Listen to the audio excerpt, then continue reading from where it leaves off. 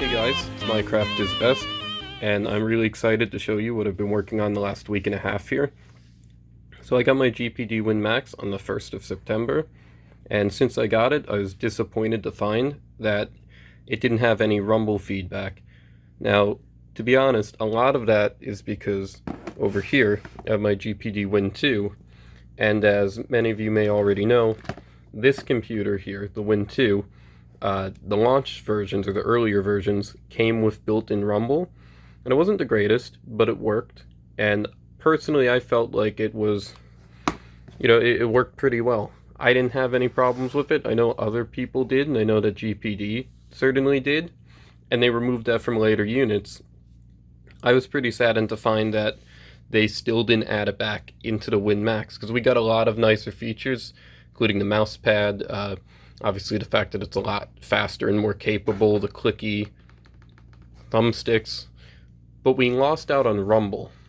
So of all the things that we gained from this, we still had essentially a downgrade. It's still, we just can't get all the features of a normal Xbox or, standard controller into the GPD Win systems for some reason.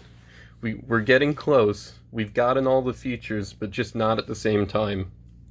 But I'm here to fix that, and that's what I've been working on the past week and a half. So this here is a Joy-Con, specifically the left Joy-Con.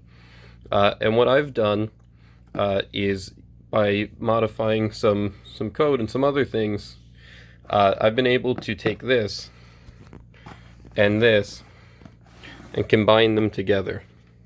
So as you can see here, I've got two things going on here. Over here, we got a button and a sunken in button, and these are actually this. So this is SR right here, and I took this from there, and I'll show a little bit of how that's done later. And we got a sync button here, and that's right there. And this Velcro is because the way that this mod works, internally, we're just powering this Joy-Con with the Win Max battery, because it's able to fit in there. We can actually see the circuit board right there. You can see the shiny bits from these buttons here. But if you aren't capable of doing that, then this mod actually works functionally. I'd say it works like 90% as well, just by taking some of the strong industrial grade Velcro, sticking it on the back of a Joy-Con, and sticking that on the back here. In fact, the biggest problem is that it's difficult to charge these OEM Joy-Cons. So if you don't have a Nintendo Switch, you may need to buy something to charge the Joy-Con externally. You can use third parties. This should work with most third-party controllers, but I find a lot of third-party controllers cheap out on the rumble, so it may not work as well. But you'd be surprised that this actually gets the rumble through all the way. Not just rumble, I've also gone through the effort of modifying some of this code here to get the gyroscope working. So I'm going to cut away, and I'm going to show you how some of this works. Okay, so here we have BetterJoy Win Max. So BetterJoy is a program that SipRay on the GPD Win Discord pointed me towards. It's a program intended for use with Joy-Cons, Pro Controllers. I think it works with the Wii U gamepad, some of the Wii U stuff. And the idea is to connect those controllers to the computer seamlessly and be able to use them for stuff like CMU, Dolphin, things like that. However, in more recent versions, they've also added the ability for it to just appear as a normal X-input Xbox controller. And it does this with very little CPU usage, like under 0.5% CPU. So this thing is pretty negligible to the Win Max, especially since a lot of games are going to be restricted by GPU for a lot of us. So, with that said, this is an open source project, and It's written in C#. I haven't done much in C# before, but I've done stuff in some other versions of C, like C++ and C itself. So I figured I can probably figure out how this works. So this is the result of that. This is BetterJoy Win Max, and essentially what I've done is, instead of mapping buttons from this guy, like the analog stick and the buttons there, I've instead mapped these. So whatever the first X input controller connected to the computer is, that's where we're going to get the input. So right now you can see nothing's connected here. And for demonstration purposes, I'm going to use the Joy-Con not modded into the system because it's a bit easier to see, but I will show it with the modded one working later. So I'm going to press sync here. Hold down sync there. And then if we go to add a Bluetooth device, it says I should already be paired to it, so I don't know if it's... Oh. Alright, we're back now. So I had to remove the device, pair them back. That's only because I keep disconnecting and connecting this Joy-Con and the built-in one so that I can make sure that they both work. So I'm going to connect to... and it stopped syncing. I'm going to connect to the external one now, so we should be connected. And now that we're connected, this will pop up. So you can see it's green. That indicates the battery life. So with the internal mod, and we'll get to this a bit more later, there is no battery. You can actually power the Joy-Cons directly, which is actually what the Nintendo Switch will do once the Joy-Cons are fully charged. So if I hit locate here, and I assume that can be heard, that locate, just like on the Nintendo Switch, purposely makes the thing vibrate as loudly as possible so that you can find it. So just in case you couldn't, pretty sure you could hear it there. So this thing is vibrating pretty loudly. This is all connected, but if I go into this, and this is just a shortcut to the gamepad settings, if you're looking to get to this, you can type, I think you can just type gamepad. Yeah, if you type gamepad into the Windows search, it'll come up too. So if I click on properties here, you can see if I move this around, nothing's happening. If I move this around, this is a controller that's actually being controlled here. And if I close out the program here, you can see that disappears. Now you might be wondering, well, what about this controller and what about the built-in one? Well, that's what I'm going to show you next, and that's using a program called HIDGuardian. It's built into BetterJoy, but I haven't yet figured out how to implement that for the X input controller that we're using, like how to make it work with this. However, I do have another program that does make the process pretty simple, and I'm going to show you how that works now. Actually, before we get to that, we should probably talk about BetterJoy Win Max itself and how to download and set it up. So in the description, you should find a link to this page. This is BetterJoy Win Max, the GitHub repository, and releases will be over here. I might just leave a direct link to releases. I probably will do that. When you're on the releases page, you just want to go down here, click download on the BetterJoy Win Max zip, and then that's going to go ahead and download for you. When you get it downloaded, extract it somewhere. I recommend the documents folder because it's easy to find, but anywhere you won't lose it. And then you'll get this. So once you're in here, and these folders, this folder and this file at the top are from the original BetterJoy developers, and it is still very much true here. You have to install the drivers in this folder before doing anything else, so you open that up. There's a README here. Don't really need it. It's pretty straightforward. You're just going to run this, install it, run this, install it. Just make sure that these are run as admin, as it says, so you can right-click and run as administrator. This one is an uninstall, so you only want to right-click on this one and then click run as administrator. For the other program, you can just click on it and open it and run it. Unless you're on Windows 7, In the README, it mentions something special about Windows 7. I assume most of us are using Windows 10 on our GPD Win Maxes, but if anyone out there put it on Windows 7 just because they really don't like Windows 8 or Windows 10 because of the policies, it's perfectly fine, but you're going to have to follow that README and do a few extra steps to get that set up. But once that's done and that's installed, we should be able to go on to the next step. You might want to restart your system just in case to make sure that everything's working. And then we can go on to the next step. And I'm not going to cut away for this. I'm just going to go straight to it. It's X360. So this is an entirely different program. It has nothing to do with Better Joy whatsoever. This is the program I was using before I found Better Joy, and it creates a lot of background CPU usage when merging controllers. It's something like 10%. I don't know why it's so much more intensive, but it's not usable for that purpose. However, it does have a really, really convenient HIDGuardian. Sorry, it's hard to do with the mouse pad while I'm holding the phone, and I apologize for any shaky video. So what we're going to do here, and this download will be in the description as well, you want to run that as administrator and click yes.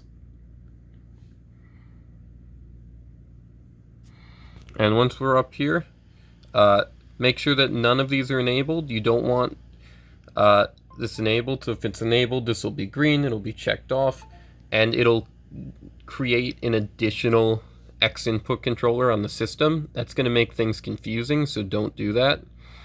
Make sure you have the devices tab. If you don't have the devices tab here, you can go to options and check off show devices tab. It should be there by default, but if it's not, that's how you do it. You also want to go to virtual device and make sure that HIDGuardian is installed and VGM bus is installed. This should be true.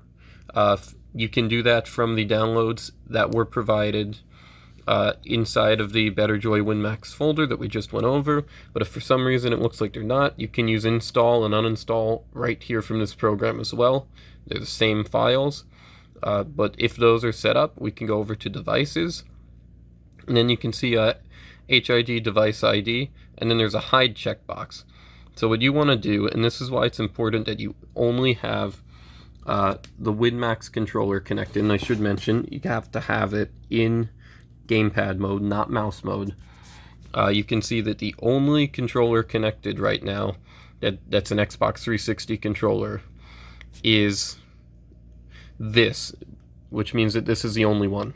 You don't want Better Joy open, you don't want this to be running anything, you just want it there. And we can also see the gamepads, the Joy-Con is here as well.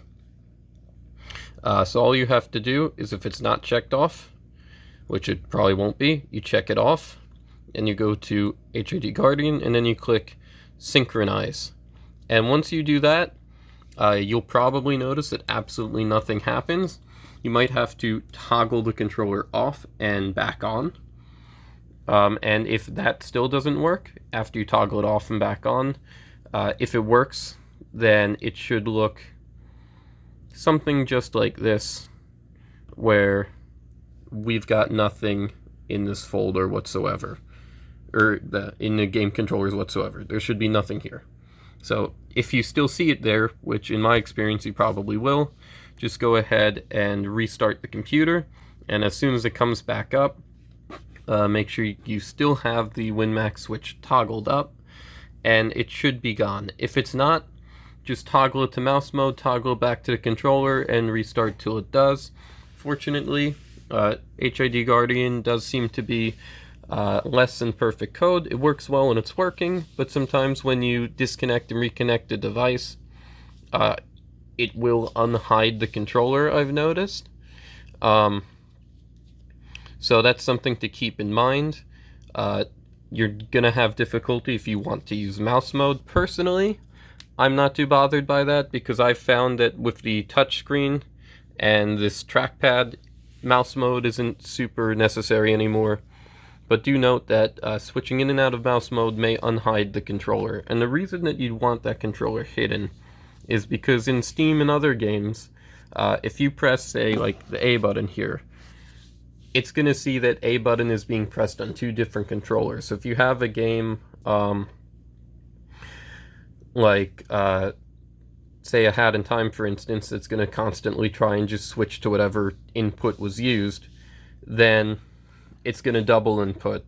Or say if you're trying to play a game that will auto add a second player when a second controller presses a button, you're going to accidentally do that. It's going to cause a lot of different problems in a lot of different games if it thinks that two controllers are being used. And then even in games that it's not, where you can select the controller, it's going to be difficult to know which one to select. So once you do that, though, there's still an additional step here. So you have to go into Steam. Once you're in Steam, you go to Steam Settings, and then Controller, General Controller Settings.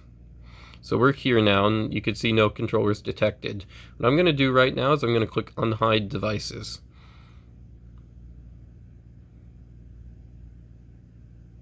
So normally, the GPD Win controller will show up as an Xbox 360 controller. And for whatever reason, if you try and hide one Xbox 360 controller, it hides all of them. It must be something with the way that those older Xbox 360 controllers work. I'm not sure. So you can't just do this step from the start and just be like, oh, I'll use everything through Steam.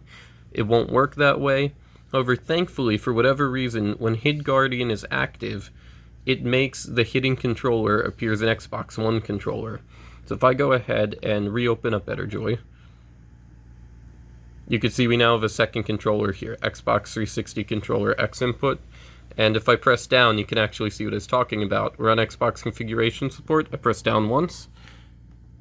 We completely skipped over Switch Pro controller, went to generic gamepad. So we're double inputting every time I press a direction, which is no good. But if we now click on this, and then we click Hide Device, it's going to hide it and then reload the controllers. And now see, I can do this just individual input. And if we actually go here, we have Identify, and Identify makes a controller rumble. So you can see now we have only one controller connected, and I'm able to control it here. But this guy is rumbling and vibrating. So at this point, everything's set up. If you want to use the controller like this, you're pretty much set up. I'm going to flip the system over right now. And the way that I have it set up, and I'm going to go through the config file in a bit. If you're using the modless mode, there's just an additional step if you want to use the gyroscope to change the orientation, because if you do the mod where you install it, it's oriented like this. But the best placement for it, if you're going to do it modless, if you're too scared to open up your system and you just want the functionality and you don't care that there's just a Joy-Con Velcro to the bottom, it's going to be oriented like this. So there's a config file setting just to relocate that. Okay, so we're here inside of the BetterJoy for CMU.exe.config file. I'm going to quickly go through most of these settings to explain how they work. If you open the thing in-app, like this, and make a change, then hit apply, all of these notes here will disappear. So feel free to refer to this video, or you'll have to re-download the config file if you want to look at these in config file notes again. This stuff at the top is for the gyroscope. This is all technical stuff. Don't worry about it unless you know what it is already. You don't need to touch that whatsoever. Next, this is the stuff for the rumble. So rumble period kind of controls like the HD rumble. If you want it to do like shorter vibrations quickly, you lower it. If you want it to do longer vibrations, You raise it, the default's 300. You can mess with that to your preference, or you can just leave it at 300. It's perfectly fine there, in my opinion. Next is low frequency rumble and high frequency rumble. This kind of changes the range of it. So normally, in traditional rumble motors, you'll have a like two different types of rumble motors. One that does like smaller frequency ones and one that does higher frequency ones. Thanks to HD Rumble, we can do that both in the same motor, and these two numbers control that. 40 and 120 is the default. You can set it to 160 and 320 if you want it to feel a bit stronger. This is from the original Better Joy config to not set it above 1200. I have no idea what happens above that number, but I would heed their warning and probably not even go above 1000. Because once you start getting past like 400, 500, it just tends to get more loud than it does vibrate more. But according to them, anything that's not above 1200 should be safe to try. Swap AB and swap XY. These are from the original code as well. I left them in. They still work. I don't know when you would want to use them anymore. The original idea was if you wanted, because Nintendo controllers and Xbox controllers have A and B in a different spot that are swapped and X and Y in a different spot that are swapped. So originally, these would make it so that A and B were the buttons labeled A and B. Now what it'll do is if you set this to true, for instance, then the B button for Xbox games is going to be the A button, and the A button is going to be the B button. And same with X and Y. The X button will be the Y button, and the Y button will be the X button. So it's self-explanatory. I just don't know why you would use it, but there's no reason to get rid of it. SR reconnect X input is the setting. If you have this set to true, then pressing SR on a Joy-Con, specifically the left Joy-Con, but it should work on the right Joy-Con as well, will force the controller to disconnect and reconnect the virtual controller. In case the X input controller gets lost, this would most likely happen if you're switching out of mouse mode and back in. If you don't want that enabled, if you hit the SR button by accident or you just don't want it enabled for some reason, you can set that to false. Mod-free gyro. If you're using the version of this mod that's not installed and you've just attached a Switch controller, a left Joy-Con to the bottom of the system in the way that I've shown, this you want to set to true. It will fix the gyroscope orientation to work with the Joy-Con in that position. Otherwise, if you're going to be doing the actual mod where you install it into the system, you're going to want to leave that as false. It's false by default, so if you're not doing the mod, or if you want to test out how well it works, because it does work very similar with the Velcro, it's just not very elegant in my opinion, but it works. Set that to true if you're going to use it like that. Next is the gyro analog sliders. So set this to true, and whenever you press in LT or RT, or well, L2 or R2, it will use the gyroscope for those triggers. Now, which part of the gyroscope it uses is next. So sensitivity is sensitivity. So basically, if you want it to be more sensitive, you can make it lower. If you want it to be less sensitive, you make it higher, I believe. I haven't messed with this setting too much, to be honest. You can make it negative to change the orientation, but what I've done in the code is I actually split it up so that you can use different axes for the gyroscope at the same time, because in the original code, I'm going to say this very quickly, in the original code, they intend for you to use a left Joy-Con and a right Joy-Con separately, and for whatever reason, if you have a Pro controller, they just basically glue them together and make it so that tilting it together is how the two triggers work, and there's no way to only use one and not the other. So I've changed that here.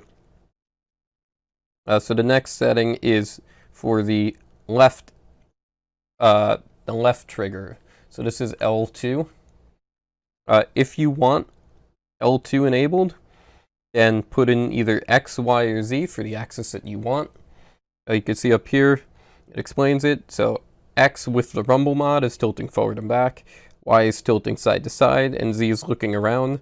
But if you're using mod free, X is tilting side to side instead of Y. Y is tilting forward and back instead of X, and it's inverted from that. So it's backwards of what it is with the rumble mod. And Z is for looking around. And then invert left axis is if you want to invert it. So like I said, you can use the analog sensitivity value here, but if you want to invert one axis for one of the sticks or one of the analog triggers and not the other, this is the way to do it. So I recommend using this to set actual sensitivity and using this setting for inversion. And then the same settings down here for right axis and invert right axis. Exactly the same, but for the other trigger. So if we keep going down, we got gyro to joy your mouse. If this is set to none, which is the default, then it won't use any gyroscope features whatsoever, with the exception of if you have the triggers enabled. That's a separate part of the code. If you set this to the word joy, then it will use the joystick. Or rather the analog stick. If you set it to mouse, it'll control the mouse. So if you set it to mouse, it'll move the mouse around the screen like this when you tilt it around. But if you use the joystick, then these next settings are important. So this chooses which joystick you want to use. Right joystick is, the right stick, and left is the left stick. So just type in if you want the left stick or if you want the right stick. After that, we have the move mode. There are two move modes at present. There's camera, which is what will let you move the camera around. This is kind of like the first-person shooter aiming motion control sort of thing. But you can also change this to steer. And steer is if you're trying to steer a car or control a character. This is more for the left stick. So I recommend using camera for right stick camera controls, as it's named, and steer for left stick steering controls. Because that's how they were intended, but you can switch joysticks, analog sticks if you want to. Sensitivity allows you to set the sensitivity for the joystick. It tends to get a little bit weird under 25 because of the way I have it coded right now. I'll probably try and fix that eventually if I get a chance. Mouse sensitivity changes the sensitivity for the mouse. This one's quite a bit more stable, so shouldn't have too much trouble changing that number for sensitivity. Gyro hold toggle. So normally, if you have no button set for the gyroscope, it'll be on constantly. If you set a button and this is true, then you have to hold it, and as long as you're holding it down, the gyroscope's going to be active, and as soon as you let go, it's going to stop. Setting this to false will make it a toggle, so you press it and it's on, you press it again and it's off. Gyro mouse left-handed doesn't really do anything anymore. What this would normally do is in CMU, if you were using both Joy-Cons, it would only use one of the two's gyroscopes for movement controls for the mouse. Setting this to true would use the left stick instead of the right stick. It's not really important anymore. That would only be important if a different setting was changed, which I'll bring up when I get to it later, but you shouldn't have to worry about that setting. It's just there from the old versions. And drag toggle is... I honestly don't know what drag toggle does. It has something to do with the mouse clicking in. This should still work the same way it does in Better Joy, but I'm not entirely sure. how that works. So I kept it on false, but if you want to mess with that one, that's one of the few settings I don't know exactly what it does.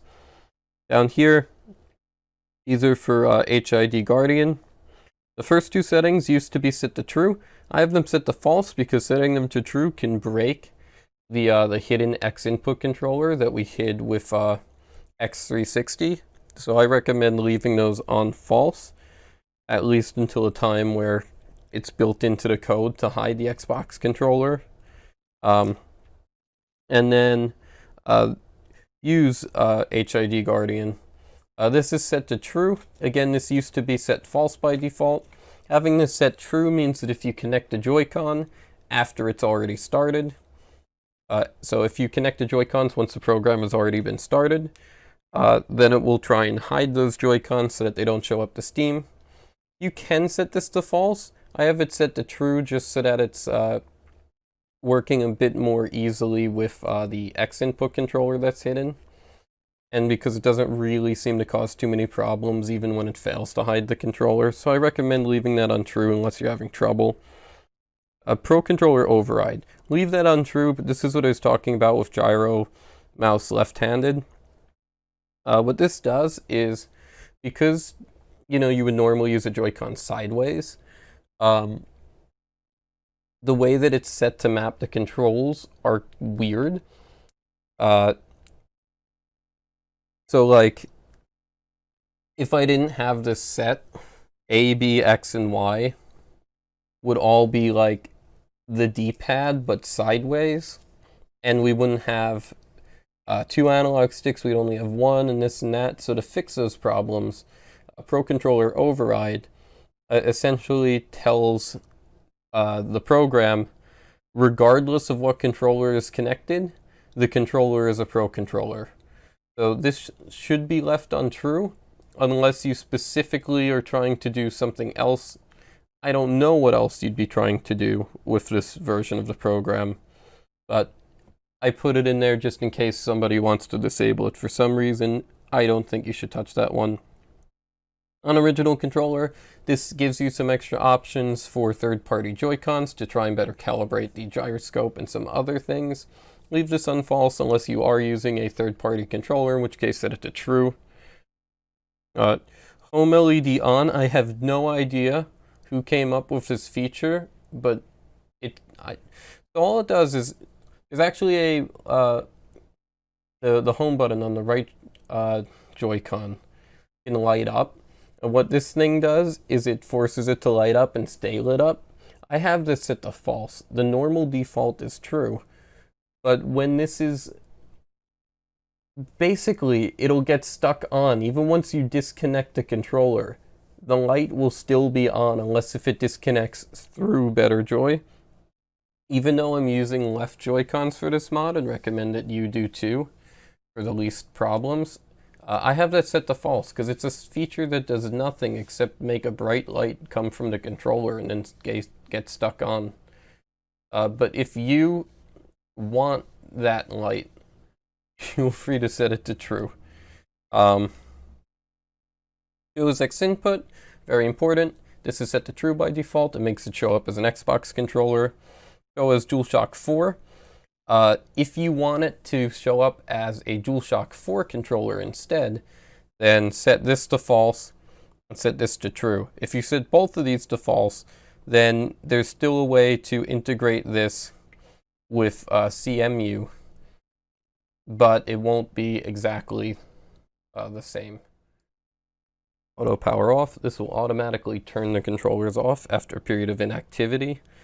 Highly recommend having this set to false, even if you're using it with the modless version, because this is only checking for inputs on the Joy-Con itself.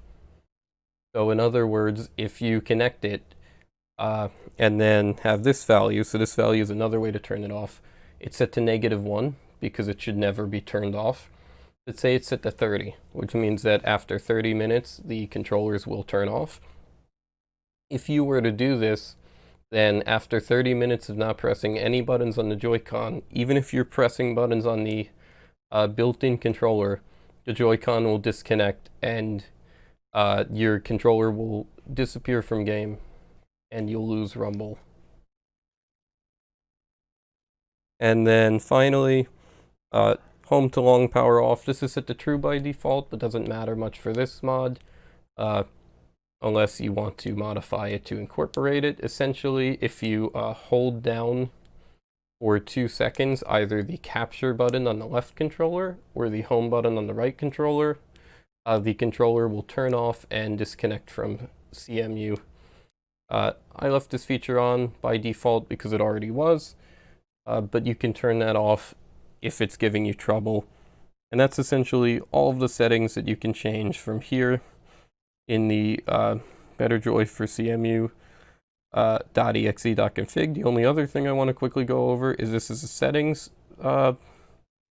The settings file is the same as this maps buttons file. So if you want to reset these, what you can do is you can just change this to 0 and then save it, and that'll remove any inputs that you may have set to it if you're ever looking to do that. So I'm going to show you guys the rest of the tutorial, or, well, we're past the tutorial. I'm going to show you the demonstration with the one built into the system. So let me get that all connected, and I'll be right back with you. Okay, so I'm connected up now. You can see we got the Joy-Con. This one is off now, and you can see that the battery indicator says that there is none, but if I press enter to hit locate, we now have the built-in controller rumble working. So this does completely fit inside of the Win Max. And I should mention that this section over here is not, it's just there for symmetry. They did some other stuff like that, like these fake plastic grills. This part of the vent doesn't actually do all that much. All of the heat piping is pretty much over here. The 2 fans are here, and then there's a heat pipe that extends out over here. So while this does probably slightly impact the airflow, I have noticed no performance hit. In fact, it might have even gone up slightly because I put some thermal grizzly on the CPU. Not their liquid metal stuff, but their best non-liquid metal paste. I forget what that's called. I think Cryonaut. So I'm going to minimize this now. It's going to go down here into the taskbar, so we don't have to worry about that anymore. And we can close this, we can close that. So I'm going to open up Sonic Generations. I've been using this a lot as a test game, simply because Sonic Generations is not the best game for controllers. I've known this for many years. Basically, if a controller isn't always connected, it needs the controller connected at the very beginning of the game. If it ever disconnects, you basically have to kill the entire program and reconnect the controller before opening it back up. It is really annoying. So this is the best program in my mind for making sure that this thing is stable, doesn't disconnect randomly, because if it did, this game would complain about it a lot. So I've used Sonic Generations to test most of the stability and rumble, just because it's incredibly easy to test the rumble. You just have to be modern Sonic and then boost, which I accidentally switched.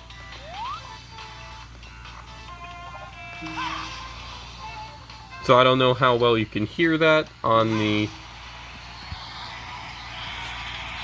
camera, but I'm going to put it as close to the motor as I can. And this thing is now vibrating. So I can't demonstrate it any better than that to just tell you this works.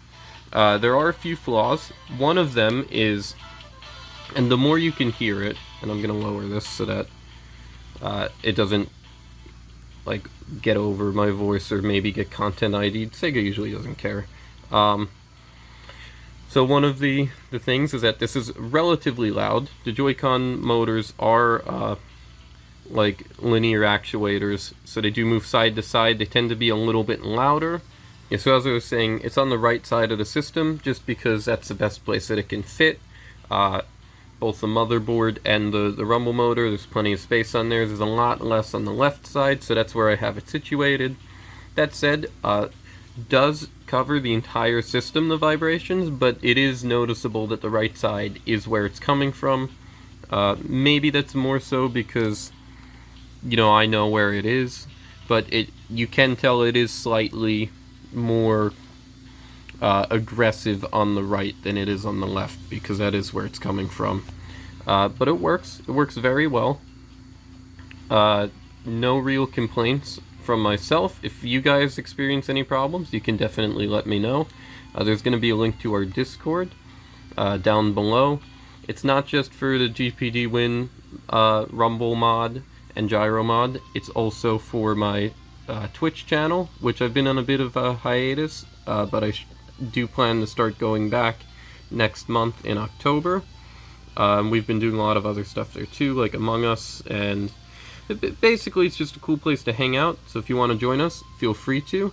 But also, if you have any questions, I'm going to be adding a GPD Win channel as of today when this video goes up, so if you have any questions about any of this, please let me know. So I'm going to switch games now, and I'm going to show you some of the motion control support. Okay, so here we are in Portal 2. I'm going to load up a single player game here. So I'm using Portal 2 because right now I'm going to show with the gyroscope mouse code. This is a code that was originally in BetterJoy. All the joystick functions I added myself. There was just a little note that they planned to add those features. I kind of wanted them a bit sooner, so I made my own implementation. I'm probably not as smart as them, but and these have to be set up in Win Max. So if you're going to use gyro, so if we go into here, you need to click on map buttons and set these. If you don't set these buttons,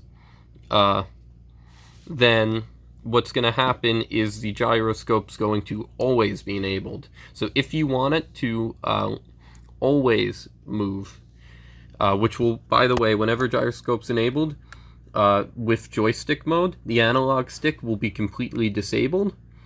So at the moment, especially with joystick, very much intended for you to use toggle buttons, and I prefer these two just because they're right below here.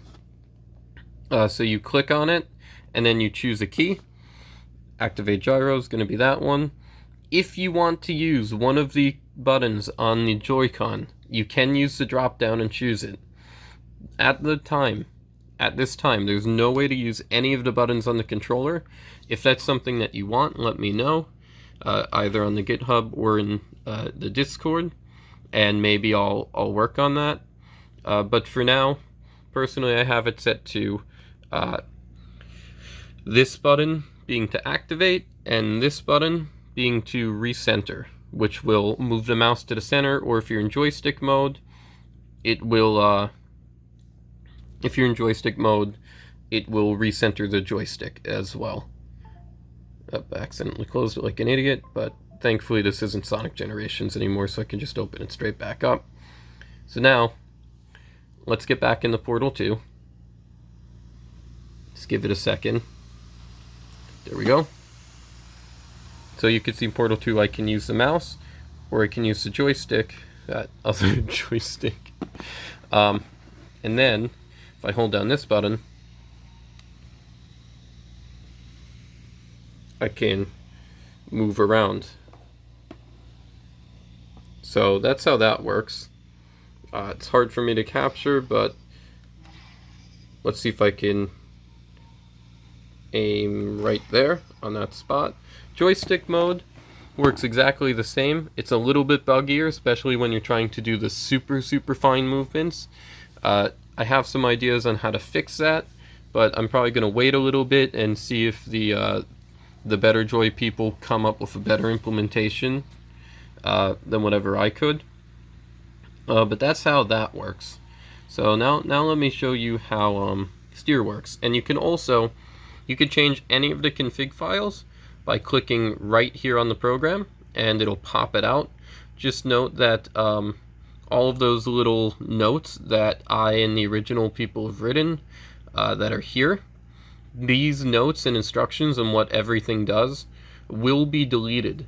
So, you can use this once you've got your head around what everything does, but it is going to basically get rid of those directions. So I'm going to switch this over to Joy. And you can see with Joy you can change between the right stick and the left stick, so steer mode doesn't necessarily have to be with the left stick. I can't imagine any game or scenario where you wouldn't want it to, but it doesn't have to be. It doesn't have to be.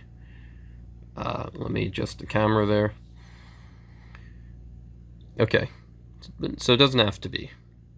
So I'm going to hit apply, and it's going to restart the program. And I'm going to open up the game again, and you're going to see pretty much exactly the same, so more of the same. Going to hold down this button, and I'm able to look around. You can see not as smooth. Maybe it's a little hard to tell. It's not as smooth as the mouse mode, but it does in fact work. I'm going to go out again. And I'm going to pull this out, and then we are going to go down to here. I'm going to change this from camera to steer, and let me just say Portal 2 is not the best game to demonstrate this in, but I'll probably open up another game in a bit to demonstrate the analog trigger support anyway, which is a really cool idea that I don't know that I would have ever thought of, that the original Better Joy people put in there. So let's open this back up, and now if I hold down this and tilt forward, you can see we're walking forward. If I tilt back, we're walking backwards. If I turn this way, we're strafing left, and then we're strafing right. So you can imagine if this was like a game with a car, you could potentially use this to steer left and steer right, and Portal 2 you just strafe slowly. That's full speed for that. But of course in a driving game you might also want those analog triggers. So I'm going to jump over to a game to better demonstrate that, and use both of these features, the analog triggers as well as the gyroscope steering. Okay, so I have BeamNG Drive open here, so you can see if I press down this trigger right here, not much happens, but if I start tilting forward, it'll drive, and then you can see the bar over there. It'll move every time I move that. Same thing with the left trigger. And you can set these to any axis you want. Right now I have them both set to tilting forward, but maybe you'd want to make it so that you tilt the system the opposite way to go in reverse. That might make sense for this game. So let's back up a bit, because things are kind of hard to do one-handed. So we're stopped now. If I tilt forward, we're going to drive again.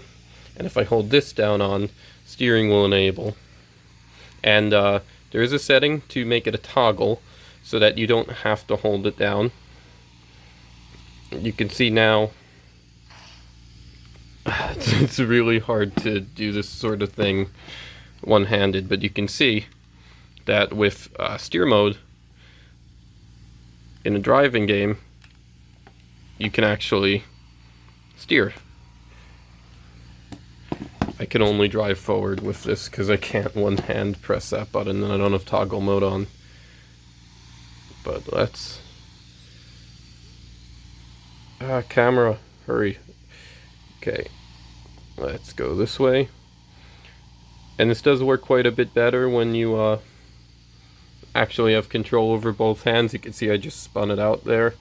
So this works pretty well for gyroscope controls. I'm actually really happy with how this works. So if you wanted to play a driving game and maybe feel a little bit more like you're driving, or if you just always wanted to be those people in movies who like pretend to play games and shake their controllers around, well, I mean, here we are.